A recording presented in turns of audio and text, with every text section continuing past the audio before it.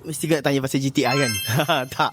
Guys, GTR tak menyesal pun beli. Tak menyesal beli, tak menyesal pakai, tak menyesal bela GTR ni. Sebab apa? Sebab nombor satu, maintenance dia sangat murah, sangat kecil maintenance dia. Nombor dua, komitmen bulanan. Saya letak down payment tinggi jugalah. Dia punya bayaran ansuran bulan-bulan dia tu tak adalah tinggi sangat, rendah je. Dan nombor tiga, saya dapat satu circle baru bila saya pakai GTR. Circle orang-orang yang mindset dia jauh lagi hebat daripada saya.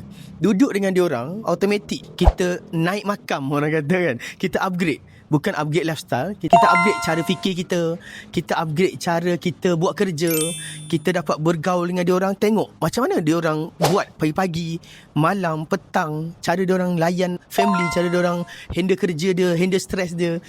Banyak benda. So kalau awak nak tanya saya menyesal ke tak beli GTR, sikit pun tak menyesal. Rasa macam nak beli sebiji lagi.